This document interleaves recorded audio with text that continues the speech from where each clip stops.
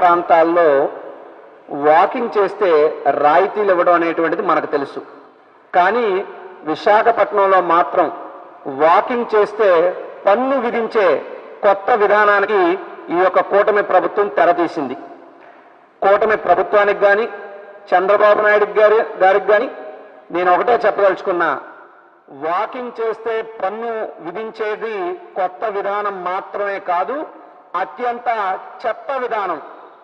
చరిత్రలో ఎవరో కూడా బహుశా ఇంత చెత్త విధానాన్ని, ఇంత చెత్త నిర్ణయాన్ని తీసుకుని ఉండరు.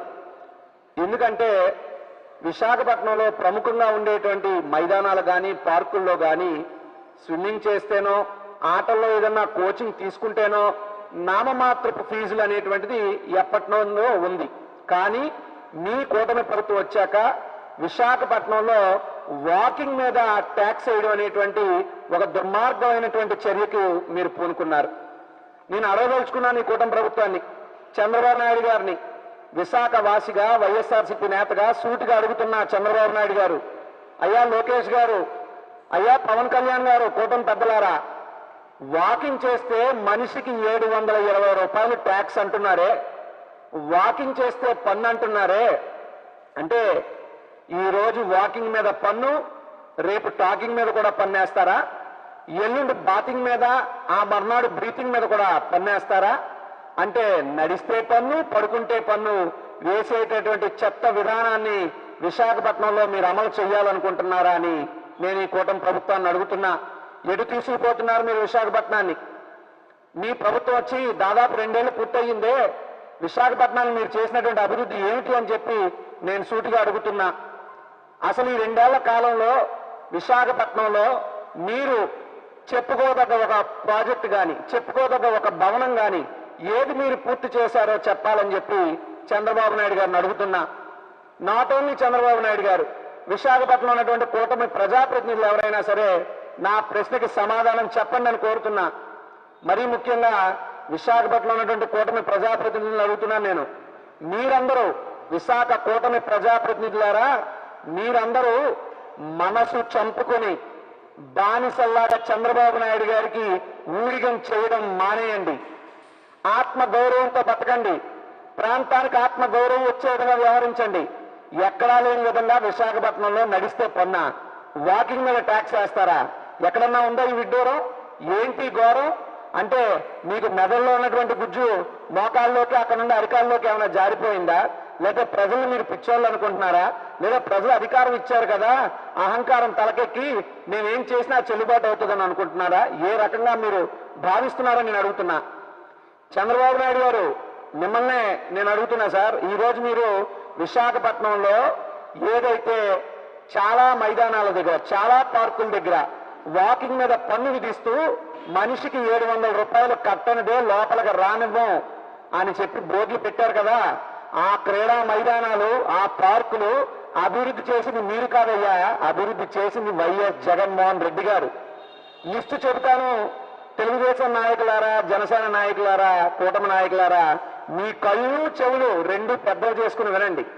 ఇందిరా ప్రియదర్శిని మున్సిపల్ స్టేడియం కానివ్వండి, స్వర్ణ భారతి ఇండోర్ స్టేడియం కానివ్వండి, రాజీవ్ గాంధీ ఇండోర్ స్టేడియం కానివ్వండి, ఎఫ్రీ స్పోర్ట్స్ కాంప్లెక్స్ కానివ్వండి, యాక్వా స్పోర్ట్స్ కాంప్లెక్స్ కానివ్వండి, లేదా శివాజీ పార్క్ కానివ్వండి, ఇలా చెప్పుకుంటూ పోతే లిస్టు చాంతాడంత అవుతుంది జగన్మోహన్ రెడ్డి గారు విశాఖపట్నంలో చేసినటువంటి క్రీడా మైదానాలు, పార్కుల యొక్క అభివృద్ధి.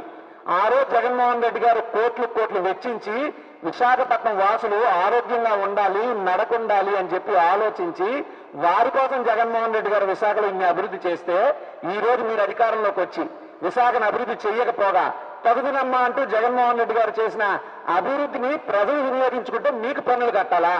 నడిస్తే పన్ను కట్టాలా? ఇది ఎక్కడ అన్యాయం? జగన్మోహన్ రెడ్డి గారు క్రీడా మైదానాలు, పార్కులే కాదు, ఓపెన్ జిమ్లు కానివ్వండి, ఇలా ఎంతో చేశాడు విశాఖపట్నానికి క్రీడల పరంగా, ప్రజా ఆరోగ్య పరంగా. మరి మీరు అసలు 2 ఏళ్ల కాలంలో విశాఖపట్నంలో మీరు చేసినట్టు అభివృద్ధి ఏమిటి? శూన్యం, గుడ్డు సున్నా. విశాఖపట్నాన్ని మీ ప్రచార ఆర్భాటాలకు వాడుకోవడానికి, మీ విలాస రాజకీయాలకు వాడుకోవడానికి, మీ తాలూకా తొత్తులకు, తాబేదారులకు విశాఖపట్నంలో భూములు పప్పు బెల్లాల్లా పంచివ్వడానికి తప్పితే మీరు విశాఖపట్నానికి ఏం చేశారు అంటే శూన్యం. ఈ 2 ఏళ్ల కాలంలో విశాఖపట్నంలో ఉన్నటువంటి వాసులకు సంబంధించి నేను అడుగుతున్నా చంద్రబాబు నాయుడు గారు, మీరు విశాఖపట్నంలో ఉన్నటువంటి పౌరులు జీవీఎంసీకి కట్టినటువంటి పన్నులను కూడా, జీవీఎంసీకి విశాఖ పౌరులు కట్టిన పన్ను డబ్బులను కూడా అమరావతికి తరలించుకుపోయారు అనే సమాచారం ఉంది. ఎంత తరలించుకుపోయారు, ఎప్పుడు తరలించుకుపోయారు, ఎలా తరలించుకుపోయారో బహిర్గతం చేసే దమ్ము చంద్రబాబు నాయుడు గారు మీకు కానీ మీ కూటమి నాయకులకు కానీ ఉందా అని చెప్పి నేను అడుగుతున్నా. ఆ వివరాలన్నీ కూడా బహిర్గతం చేయాలని చెప్పి విశాఖ వాసిగా మేము డిమాండ్ చేస్తా ఉన్నాం చంద్రబాబు నాయుడు గారిని. దానితో పాటు మీరు గమనిస్తే గతంలో విశాఖపట్నానికి సంబంధించి చిరు వ్యాపారస్తులు రోడ్డు మీద వ్యాపారాలు చేసుకుంటూ పొట్టపోసుకుంటూ జీవనోపాధి సాగిస్తే వారి మీద ఆపరేషన్ లంగ్స్ పేరుతో ఉక్కుపాదం మోపి వాళ్ళ బతుకులు మీరు చిరిమేశారే, ఖచ్చితంగా రాబోయే రోజుల్లో కూటమి ప్రభుత్వానికి విశాఖలో చావు దెబ్బ వాళ్ళేంటో రుచి చూపిస్తారు.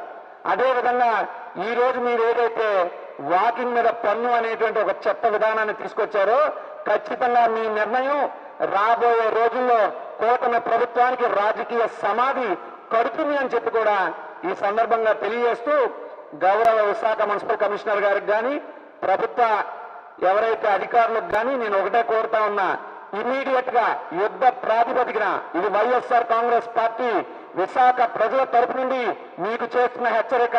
It's a sweet warning. Immediate గా ఎక్కడెక్కడైతే ఏ మైదానాల బయట అయితే ఏ పార్కుల బయట అయితే మీరు మనుషులు వాకింగ్ చేస్తే 720 రూపాయలు పన్ను కట్టాలని చెప్పి ఫ్లెక్సీలు కట్టించారో ఇమీడియట్ గా అవన్నీ తీయించండి. ఆ నిర్ణయాన్ని ఉపసంహరించుకోండి, ఆ విధానాన్ని మార్చుకోండి. లేని పక్షంలో విశాఖ ప్రజలు మీకు గట్టి బుద్ధి చెప్తారు. ఖచ్చితంగా ఈ ప్రభుత్వం తీరు మార్చుకోకుండా నడిచేటటువంటి ప్రజల దగ్గర కూడా 700 రూపాయలు పన్ను వసూలు చేయాలనే లక్ష్యంతో మీరు ముందుకెళ్తే ఖచ్చితంగా విశాఖ వాసులంతా కూడా ఒక బలంగా గలం వినిపిస్తారు. అవసరమైతే కోర్టుకు పోతారు, పీస్ వేస్తారు. మీ ప్రభుత్వం మెడలు మేము ఉంచుతాం. దానికి వైఎస్ఆర్ కాంగ్రెస్ పార్టీ విశాఖ ప్రజలకి సంపూర్ణంగా అండదండలుగా ఉంటుంది.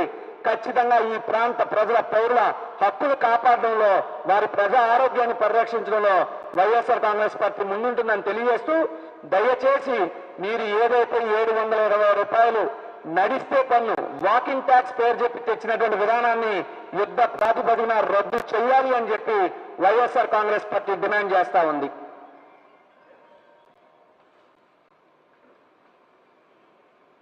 ఇంకొక అంశాన్ని గమనిస్తే ఇక్కడ ప్రజలు నడిస్తే పన్ను అడుగుతున్నారు.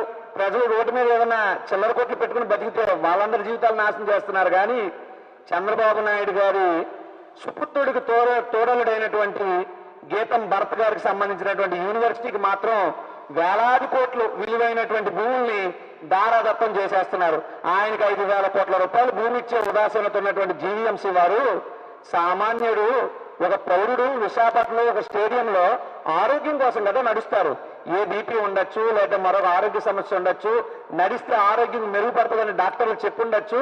దాని నిమిత్తం ఆయన ఆరోగ్యం కోసం నడిస్తే కూడా వారి దగ్గర 720 రూపాయలు పన్ను వసూలు చేయడం అంటే ఎంత దారుణం. అంటే అయినోళ్ళు కాపుల్లోని కానోళ్ళకి కంచాల్లోని అన్న విధంగా మీరు వ్యవహరిస్తున్నటువంటి తీరు కనబడతా ఉంది. ఇంకొక విషయాన్ని గమనిస్తే ఏదైతే వేల కోట్లు మీరు దోచుకుంటున్నారు విశాఖపట్నం మీద, మరీ ముఖ్యంగా చెప్తున్నా చంద్రబాబు నాయుడు గారి కూటమి ప్రభుత్వంలో కొంతమంది నాయకులు చంద్రబాబు నాయుడు గారికి బినామీల్లా మారుతూ విశాఖపట్నం మీద పడి బందిపోట్లా విశాఖపట్నాన్ని దోచుకుతుంటున్నారు. వీళ్ళంతా విశాఖపట్నానికి వస్తున్నటువంటి రాజకీయ బందిపోట్లు.